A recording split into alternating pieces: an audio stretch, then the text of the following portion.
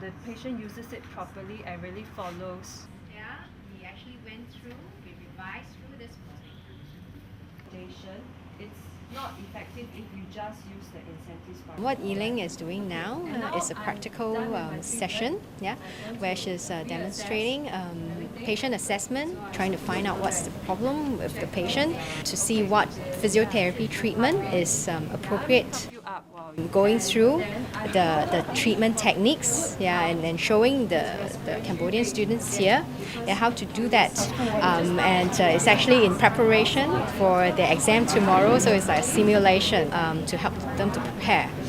I actually trained 2 batches of Cambodian physios when they went over to Singapore last year and earlier this year. It's a different experience, teaching them in Singapore and then coming here.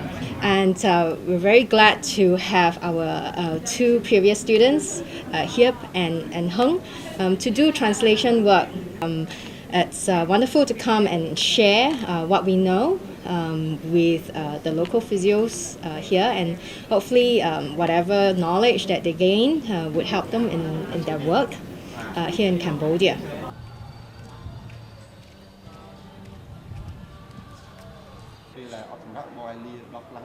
Our organization started providing services to people with disabilities since 1991. And the program providing physical rehabilitation services to people with disabilities.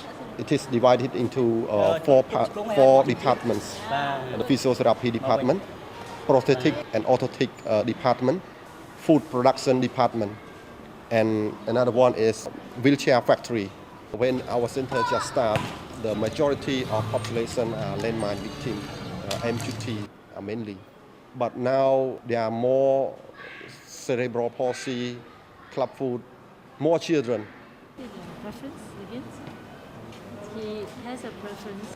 Then the muscle will become shortened. I think the biggest gap I see in them is confidence. Okay, they definitely show a lot more confidence in approaching their patients.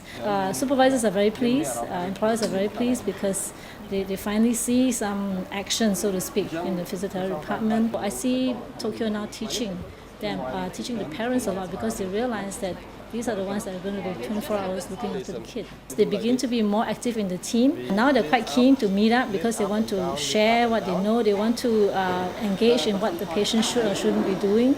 They're more involved as a team member in the medical team. Honestly, I don't have a yardstick, but I think their therapy has jumped leaps and bounds in the standards.